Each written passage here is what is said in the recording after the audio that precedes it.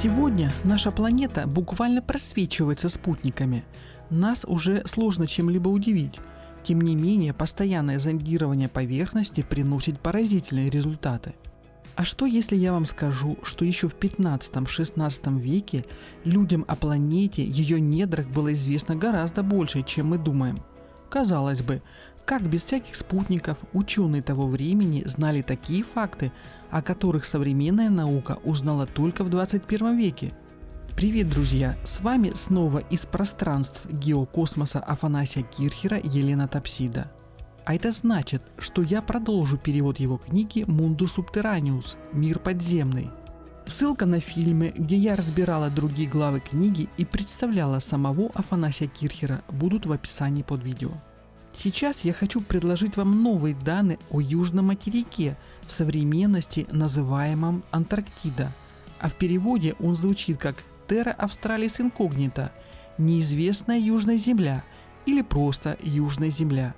В третьей главе под заголовком «Движения отраженные или рефлекторные», который называется бегом, течением. Он представил довольно необычную карту, географическая и гидрографическая карта течения океана, глубин вулканов, представленных по всему миру. Похоже, что за основу он взял карту Абрахама Артелиуса 1570 года, типы земных континентов. Мы уже как-то привыкли, что на старых картах 15-16 веков изображены северный и южный материки. Версий по этому поводу выдвигалось множество. Что это перерисовка с источников возрастом в десятки, сотни тысяч лет или просто фантазии древних картографов. Но Кирхер описывает природные явления возле Южной Земли в канве прочих описаний, так как будто бы это самим собой разумеющийся факт, без труб и барабанов, как говорится. На этой земле он показывает изрезанный берег с заливами, крупными реками с их устьями, которые имеют загадочное обозначение в виде круга в круге. Другие обозначения представлены заглавными латинскими буквами. Что этим он хотел сказать? Ведь это конкретные указания на явление того, чего по официальным источникам еще не открыли и не успели описать. В качестве примечания изображен круг в круге. Это обозначение глубинных водоворотов, и гора с огнем – это вулкан. На этой карте он представил основные океанические течения и мощные водовороты в разных частях света, в том числе и на Южной Земле. Согласно этой карте, в точке Q сходятся 4 мощных океанических течения, при этом образуется очень неспокойная вихревая область. От отметки Q до X идет относительно спокойная область. От X до S опять наступает неспокойная область. Здесь сталкиваются 3 течения, подходящие со стороны Эфиопского Тихого и Индийского океанов. Цитата из книги. 2 течения стремились к мысу Доброй Надежды, буква H, объединив силы, вызывая новые штормы с сильнейшим усилением прилива. Районы Эфиопского океана, разбросанные повсюду потоком, занимают всю Америку. Они состоят из 2 частей, причем часть океана течет от S к D. В районе Магелланова пролива также неспокойная обстановка. Вода здесь скапливается, как поднятие гор. Особенно тяжело было кораблям при наступлении полной луны. Как писал преподобный Иосиф Акоста, что океан вздымается, как высокие горы, внутри узкой долины, образованной высокими скалами и обрывами. Все это усугубляется водоворотами, которые образуются в узких частях пролива. Конец цитаты. Водовороты Кирхер изобразил и в устьях крупных рек. Наверное, кто-то подумал, вот ведь фантазер. Что это за водовороты, узнаем прямо сейчас. А помогут нам в этом современные спутниковые исследования. В просторах Атлантического океана, напротив устья реки Амазонки, со спутника были обнаружены 2 гигантских водоворота, диаметр которых составил порядка 400 километров. По официальной версии, они образовались в результате взаимодействия потока южного экваториального течения, перемещающегося с юга, северного течения, идущего вдоль берега Северной Бразилии, и широкого многоводного устья реки Амазонки. Изучением этих водоворотов занимается Гильермо Кастелао из Бразилии и Билл Джонс, Университет Майами. По мнению ученых, движение воды в воронках происходит по часовой стрелке, причем ее скорость достигает 1 метра в секунду, что значительно выше скорости океанических течений. На границе воронок образовалась волна-ступень, высота которой составляет примерно 40 сантиметров. Все же по пониманию этих же ученых, предложенная гипотеза не до конца объясняет этот загадочный природный феномен. Наблюдается следующий факт. Даже в ту пору года, когда движение потока Амазонки и океанических течений замирает, огромные водовороты продолжают свое существование. В исследовании, которое опубликовано Американским геофизическим союзом, сделано предположение, что существует иной, независимый тип механизма формирования этих водоворотов, который пока не раскрыт.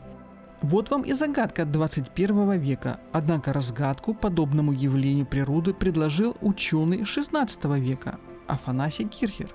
В одном из предыдущих фильмов я представляла перевод главы о подземном канале между Черным и Каспийским морями. На данной карте изображен аналогичный сюжет. Напомню, что от движения ветра в направлении с востока на запад в Каспийском море образовывался гигантский водоворот. Вода по глубокому подземному каналу направлялась в Черное море, в акватории которого образовывался гигантский бурун. Соответственно, при смене ветра процесс менял направление на обратное. Так вот, в месте, где образовывался водоворот, как раз и была значительная глубина. На выше представленной карте показаны подобные водовороты в устьях многих крупных рек, в том числе и Амазонки. Кирхер подобное явление объясняет тем, что существует еще одна Амазонка, но уже подземная, и объем воды она переносит ничуть не меньше, чем река на внешней поверхности. Механизм образования вихря происходит не от различных встречных течений, а от разности плотности между соленой и пресной водой. Плотность более соленой воды выше, и она, являясь более тяжелой, опускается на дно, вытесняя пресную воду подземной Амазонки вверх. Так вот, именно подобные вертикальные перемещения воды служат причиной появления гигантских водоворотов. Они как бы отражают эффект отложки, который перемешивает чай в гигантском стакане. По современным спутниковым наблюдениям, такие водовороты могут существовать достаточно длительное время, исчисляемое месяцами и, по мнению некоторых ученых, годами. Их диаметры могут составлять десятки и даже сотни километров. По моему мнению, на Южной Земле Кирхер и нанес на карту водовороты, подобные Амазонскому. Как-то раз на одной из фотографий агента Фаненербе я увидела книжную полку, где стояла книга «Mundus Subterraneus». «Ага», — подумала я, — немцы детально изучали планету и, конечно же, не могли обойти вниманием главу о гидрографии. Уж южному материку там уделено достаточно внимания. Неудивительно, что они нашли или составили лоции для прохода своих субмарин в ледовых тоннелях. Также агенты использовали труды Кирхера для поиска подземных магистральных тоннелей, в частности на Кавказе. Об этом также смотрите фильм на моем канале. Однако вернемся к нашим вортицам. Недавно спутником НАСА Терра-26 был обнаружен огромный водоворот у берегов Южной Африки. Его ширина достигает 93 мили, и он находится под поверхностью океана и не представляет угрозы для судоходства в данном районе. Но и на карте Кирхера у берегов Южной Африки несколько таких водоворотов. Встает логичный вопрос, откуда у него такие данные. Опять отвечаю, что он использовал сведения с допотопных карт и описаний. Неужели бы в самых отдаленных участках планеты кто-то бы стал замерять соленость воды на приличных глубинах или отслеживать течение? Тем не менее, у Кирхера показаны течения и водовороты даже у неизвестного тогда материка Terra Australis Incognita. Опять же повторюсь, его книга Mundus Subterraneus была куплена всеми известными университетами. Эта информация была общеизвестной и не вызывала у ученого сообщества того времени недоумения. Отсюда следует вывод, что Южный материк безо льда существовал еще в XVI веке. Итак, продолжаю перевод с латинского языка. Продолжение главы 13. Пути коммуникации в воде или океане внутреннего земного пространства, окружающего морскую среду. Цитата. Как стало известно от путешественников и древних книг, Средиземное море соприкасается с Красным морем через скрытые подземные проходы. Я расскажу вам самую известную историю, которую Абу аль-Басн рассказывает в своей книге «Чудеса Египта». Правитель Баса в городе Суи, который находится в самом нижнем углу карты Красного моря, был известен как опытный хозяин артели рыбаков на большую рыбу. Однажды случилось так, что его рыбаки, выбирая на берег свои сети, обнаружили запутавшегося в них огромного дельфина.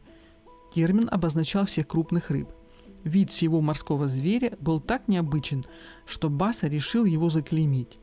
В жабры рыбины была вставлена латунная пластина, на которой арабскими буквами были начертаны следующие слова: «Ахмед Абдалла Баса Суэс дал вам жизнь вместе с этим даром в год 720 от хиджры». С этой пластиной огромная рыба была выпущена назад в Красное море. Возбужденно от пережитого ужаса, она устремилась в самый сокровенный недра моря и тотчас скрылась там.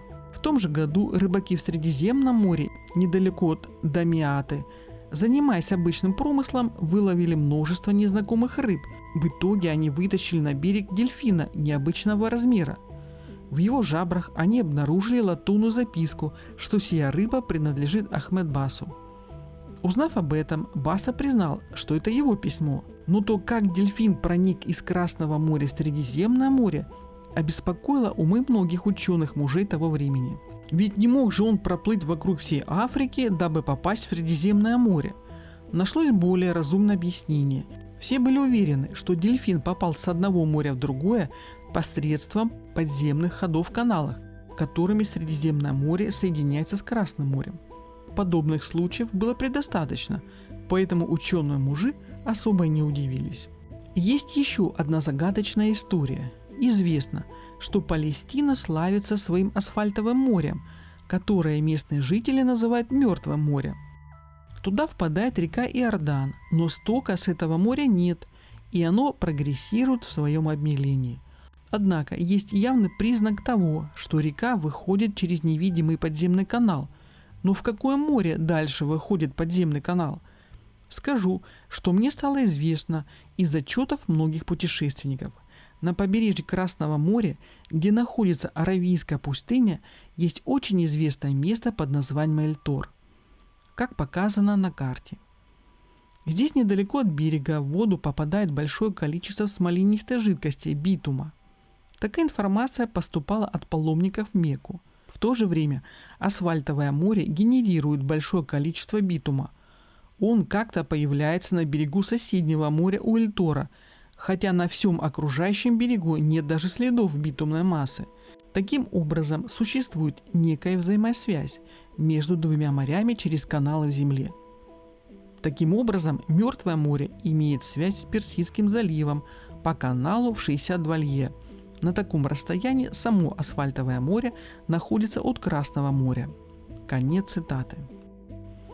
Вот так Афанасий Кирхер в доступной форме представил нам очень интригующую информацию. Лично для меня стало открытием факт наличия подземных каналов, соединяющих внутренние моря с внешними морями. Об этом нам не рассказали в школе. Также Афанасий Кирхер рассказал и о очень неизвестном в современном мире загадочном водовороте Мальстрём. Глава 10. Чудесная Абиссаль, глубина Норвегии, крупнейшее и самое известное место во всем мире. Вихревой контур аналога пролива Эврипы, примыкающий к северной части Атлантического океана в Норвегии, это своего рода морской глаз, вызывающий ужас для всех моряков. Он описывается как имеющий 13 миль в диаметре. Жители называют его Мальстрём. В центре водоворота находится скала, которую местные рыбаки называют Маски. Под ней огромная пропасть, которая в течение 6 часов поглощает все, что было нанесено по краю воронки.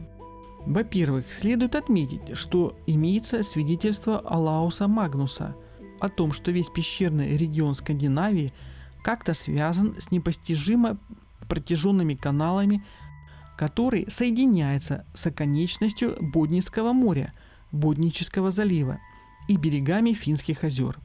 Водоворот Мальстрём издавал ужасный шум.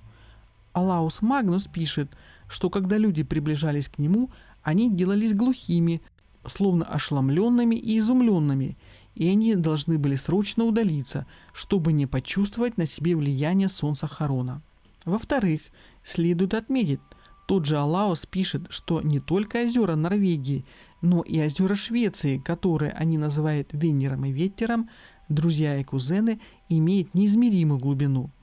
В-третьих, из такого обилия подземных ходов мы можем легко увидеть взаимосвязь соседних морей с океаном Норвегии и скрыто их взаимодействие. По наблюдениям норвежцев, Харибда, водоворот, Вортица, занимается своим безрадостным делом 6 часов. Он глотает воду вместе с различными веществами, затем его постепенно рвет в течение того же количества часов. Несомненно, что этот отток и приток, поглощение и рвота, которые происходят в течение 12 часов, связаны с возбуждающей силой Луны. Но давайте покажем этот механизм на следующей диаграмме, в котором С – это вихрь, скала Маски, Б – устье водоворота, А – представляет собой канал пропасти, перпендикулярно протянувшийся во внутренних недрах Земли, Д, ниже которого находится обширная гидрофиляция, подземное озеро, Е, подземный канал F, H, I, водоворот Ботнического залива, К, гора, Г. Когда Норвежское море вспучивается, воды в разгар шторма постепенно накапливаются в Вортице. С через отверстие А, которое соединяется для разгрузки с очень большим колодцем Д и попадают от него в подземный сосуд, чтобы далее попасть в озеро Е. Далее приливные воды попадали в подземный канал F, H, I и в К, Ботнический вихрь, уже находящийся на самом низком темпе движения. Но снова в Ботническом море начинается прилив, и морские воды возбуждаются вздутие моря и попадают в устье водоворота К, затем в канал И, H, F, а через устье F в озеро Е будет опускаться водопадом. Вода в озере будет подниматься и изливаться в обратном направлении. Итак, любознательный читатель должен наконец открыть механизм движения Харибды норвежцев.